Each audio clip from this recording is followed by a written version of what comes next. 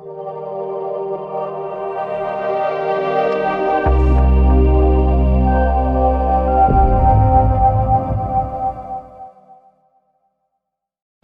विद्यार्थियों का आदर्श द्वारा संचालित ऑनलाइन क्लासों में हार्दिक स्वागत है।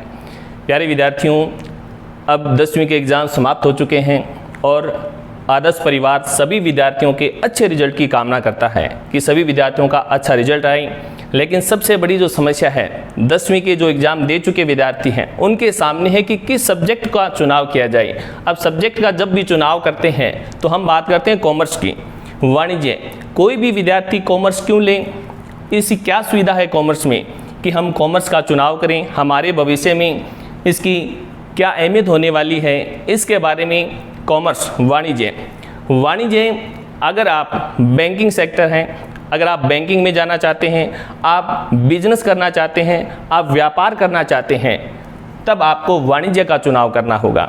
अब वाणिज्य के लिए सबसे पहले कि जब भी हम वाणिज्य का चुनाव करते हैं तो विद्यार्थियों को किस मटेरियल का अध्ययन करना होगा और क्या क्या सिखाया जाता है कि कॉमर्स में। सबसे पहले जैसे हम बात करते हैं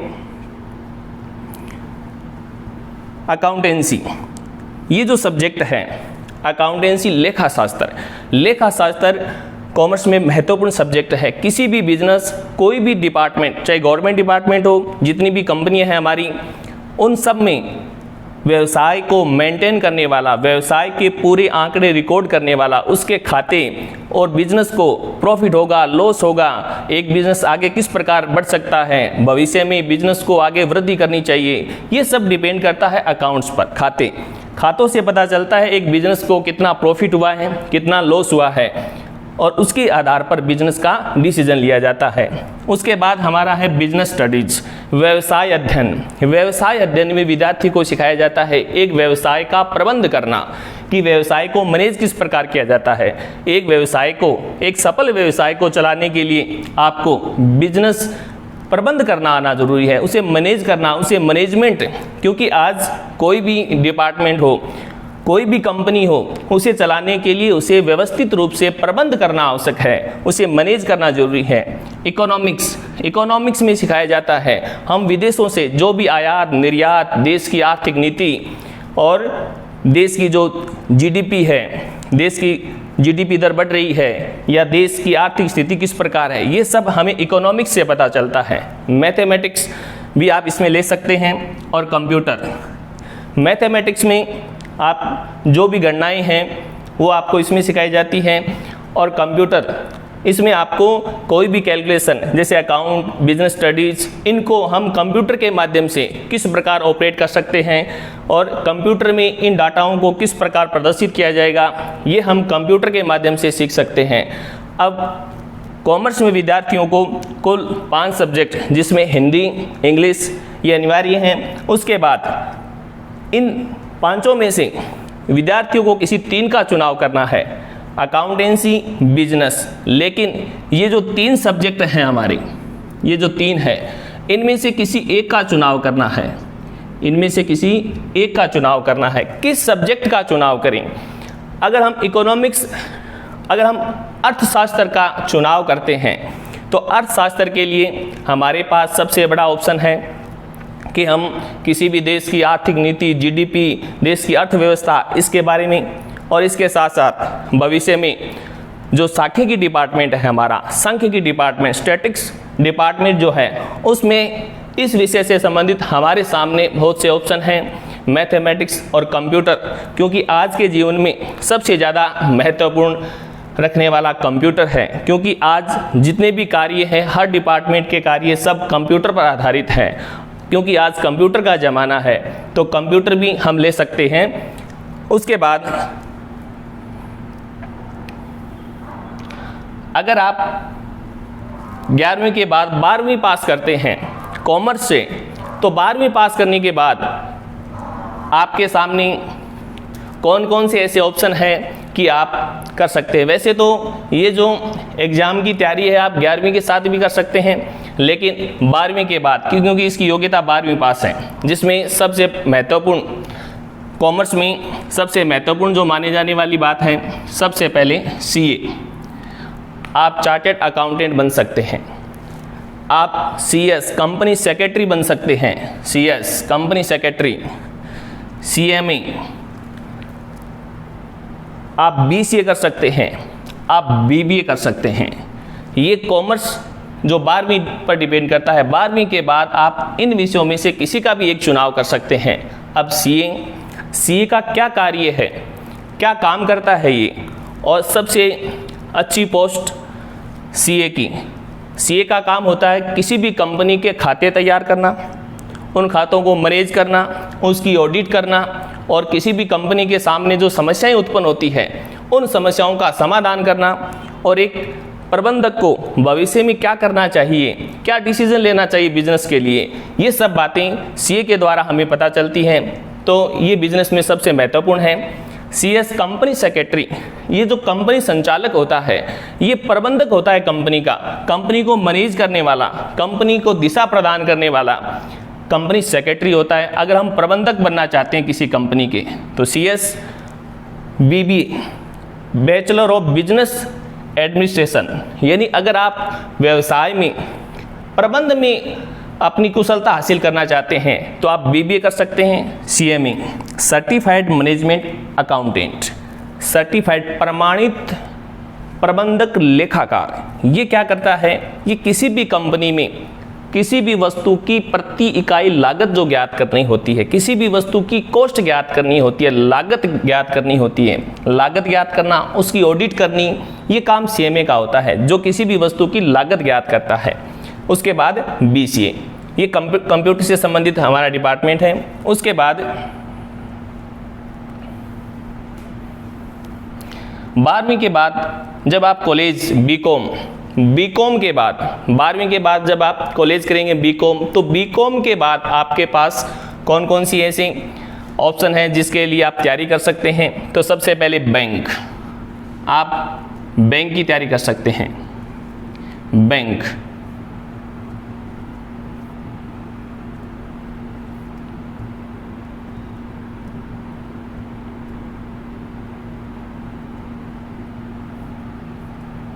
बैंक, आप बैंक की तैयारी कर सकते हैं। बैंक में क्या होगा, अभी आजकल हम सभी बैंक में जाते हैं, बैंक में एक स्लिप भी देखते हैं, आपने बैंक में रुपए भी जमा करवाए होंगे, निकाले भी हैं, और हमारे पास बैंक की एक प्रति स्टेटमेंट के तौर पर पासबुक भी होती है जिसमें बैंक का अकाउंटेंट या कैशियर आपको एक एंट्री करके देता है। उस एंट्री में कुछ लिखा हुआ होता है, डेबिट लिखा होता है, क्रेडिट लिखा हुआ होता है, विड्रॉ लिखा हुआ होता है, डिपॉजिट लिखा हुआ होता है, लेकिन आपको हो सकता है उसके बारे में नॉलेज नहीं हो।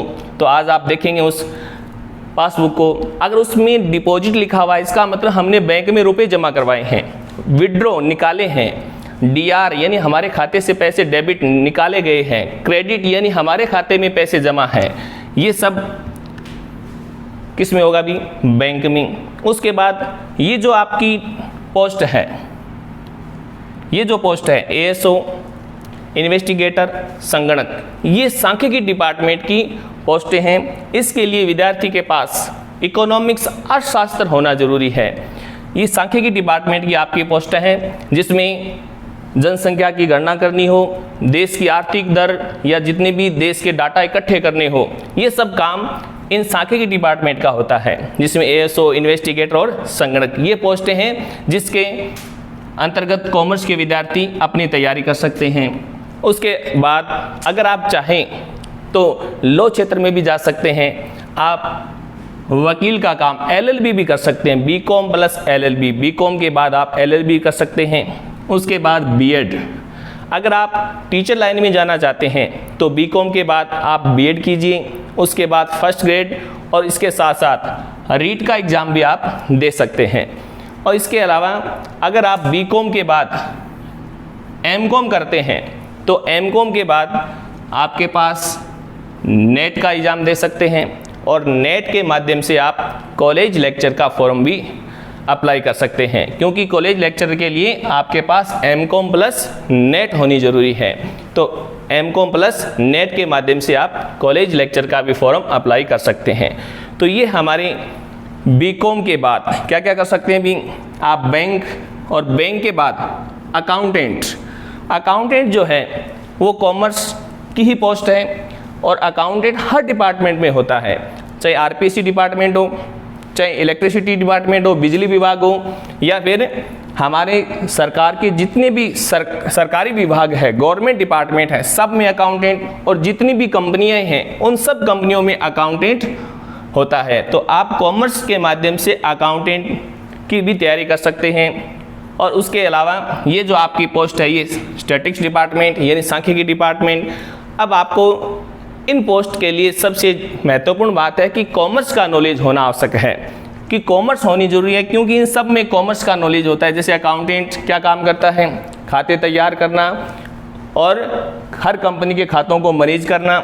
स्टैटिक डिपार्टमेंट जो आपका है वो किसी भी आंकड़ों को इकट्ठा करता है, संगणन करता है, उसके बाद उनका प्रमापीकरण, सरलीकरण और इसके साथ साथ उनको वर्गीकरण, सारणीयन करता है और आंकड़ों को प्रस्तुत करता है। अब आंकड़े किस प्रकार प्रस्तुत किए जाएं, ये सब कॉमर्स में सिखाया जाता है स्टैटिक्स के माध्यम से।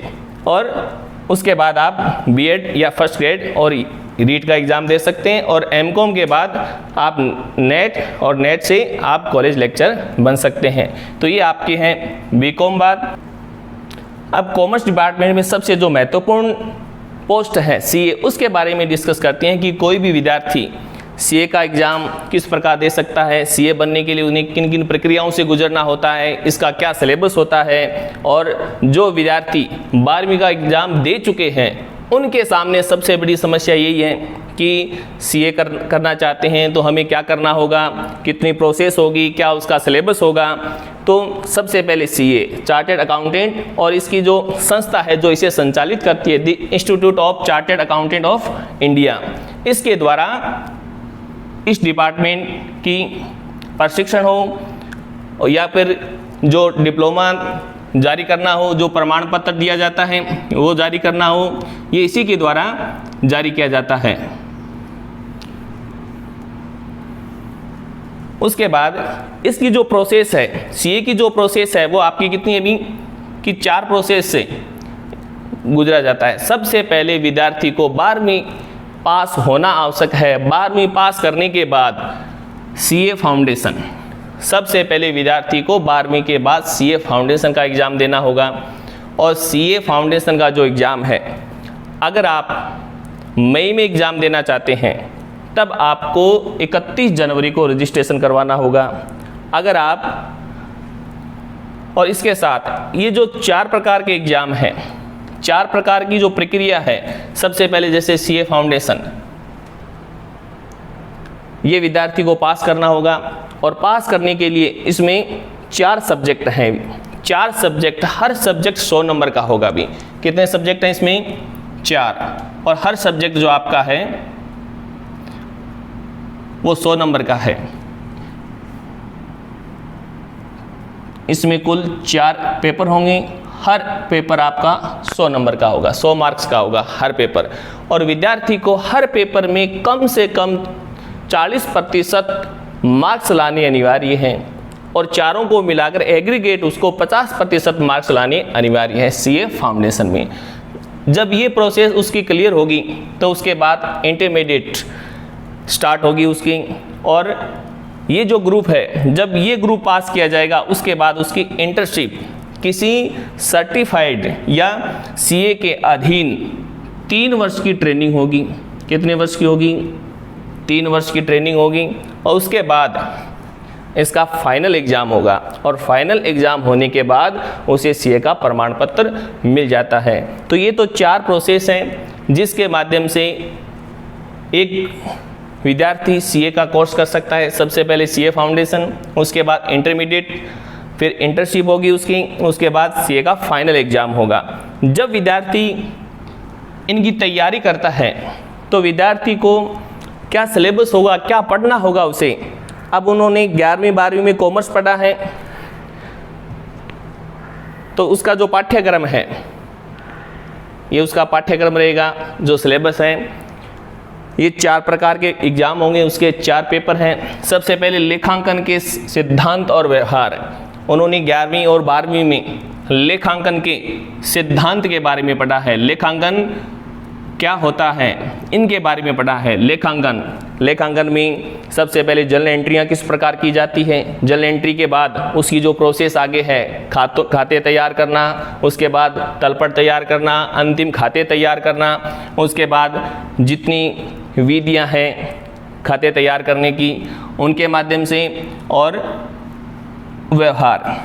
दूसरा जो एग्जाम होगा व्यापार कानून और व्यवसाय पत्राचार, यानी व्यापार कंपनी लॉ, उसे कंपनी लॉ के बारे में नॉलेज होना चाहिए। अनुबंध अधिनियम क्या होता है कि किसी भी व्यक्ति के बीच जो अनुबंध होगा, दो संस्थाओं के बीच जो अनुबंध होगा, यानी कंपनी लॉ के बारे में। और आज हम जो भी बाजार में जितनी भी क्रियाएं करते हैं, व्यापार से वस्तु को खरीदते हैं, बेचते हैं, या जो भी सेवाएं लेते हैं, उन सब में अनुबंध होगा।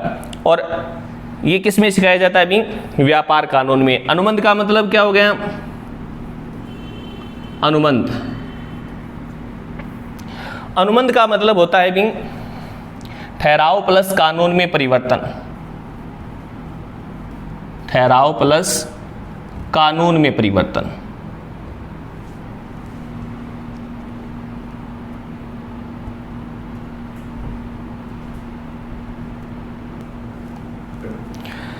व्यापार कानून यानी कंपनी लॉ। अब कंपनी जो लॉ है इसमें क्या सिखाया जाता है? अनुबंध को सिखाया जाता है कि हम बाजार में, व्यापार में, किसी भी दुकान या जितनी भी सेवाएं लेते हैं या वस्तुओं का क्रय विक्रय करते हैं, उसमें किस प्रकार के अनुबंध लागू होंगे, या फिर जितने भी हमारे बीच व्यवहार होते हैं उन पर जो नियम है वो कंपनी लॉ में सिखाए जाते हैं। व्यापार गणित यानी ये मैथमेटिक्स हैं, और तार्किक तर्क ये आपकी रीजनिंग है, जो आपसे रीजनिंग के, और ये सांख्यिकी, सांख्यिकी ये स्टैटिक्स है, जिसमें विद्यार्थी को, जैसे सांख्यिकी में आपने बहुलक, समांतर माध्य, माध्यिका, या इसके अलावा प्रमाप, विचलन, और आपने सूचकांक, इनके बारे में पढ़ा होगा। वो किस में सिखाए जाते हैं? सांख्यिकी में। समांतर माध्य, माध्यिका, बहुलक, ये सब सांख्यिकी के माध्यम से कि आंकड़ों को किस प्रकार इकट्ठा किया जाता है, उसके बाद उसे वर्गीकरण किया जाता है, उसके बाद उसका सारणीयन, उसके बाद उसका जो प्रस्तुतिकरण है। प्रस्तुतिकरण आपने देखा होगा कि 10वीं में मैथ में भी, कि हम एक चार्ट के माध्यम से एक ग्राफ पेज पर किसी भी आंकड़ों को, जैसे आपका जैसे ये ग्राफ पेज है तो आपने इस प्रकार प्रदर्शित किया होगा, तो हम किसी भी आंकड़ों को वर्गीकरण, सारणीयन के बाद उसे प्रस्तुतिकरण भी कर सकते हैं। और प्रस्तुतिकरण के बाद तो ये किस में सिखाया जाता है? आपका सांख्यिकी में। उसके बाद व्यावसायिक अर्थशास्त्र। व्यावसायिक अर्थशास्त्र में किसी भी बिजनेस की जो अर्थव्यवस्था है, या फिर किसी भी बाजार में जो मांग पूर्ति, वस्तु की प्राइस तय करनी हो, विदेशी व्यापार नीति हो, या मुद्रा का निर्गमन करना हो, या फिर कोई बैंकिंग से संबंधित, ये सब किस में सिखाया जाता है? आपको अर्थशास्त्र में। और व्यावसायिक और वाणिज्य ज्ञान, व्यवसाय का और वाणिज्य, जो हम कॉमर्स पढ़ रहे हैं, खातों को मेंटेन करना, ये सब किस में सिखाया जाता है? व्यावसायिक अर्थशास्त्र, व्यावसायिक और वाणिज्य ज्ञान में। तो ये सिलेबस रहने वाला है। जो विद्यार्थी सीए का एग्ज़ाम देने जा रहे हैं उनके सामने ये 4 प्रकार के एग्ज़ाम होंगे, और उन एग्ज़ाम में सबसे पहला जो लेखांकन के सिद्धांत, व्यवहार, कानून, व्यापार, पत्राचार और रिपोर्टिंग, व्यापार गणित, तार्किक तर्क यानी आपकी जो रीजनिंग है, और सांख्यिकी स्टैटिक्स, जिसमें आप समांतर माध्य या समांतर माध्य, बहुलक, इनके बारे में अध्ययन करेंगे। ये सब सिखाया जाता है आपको इसमें। और ये व्यावसायिक अर्थशास्त्र, जो किसी भी बिजनेस की या देश की अर्थव्यवस्था, जनगणना, और किसी भी वस्तु की मांग पूर्ति, इन सबको अर्थशास्त्र के माध्यम से समझाया जाता है। तो विद्यार्थियों, ये सब है कॉमर्स। अगर आप कॉमर्स का चुनाव करते हैं तो आपको इन सब का अध्ययन करना होगा, और आपके जीवन में ये सब महत्वपूर्ण होंगे। और इसी के साथ सभी विद्यार्थियों को धन्यवाद।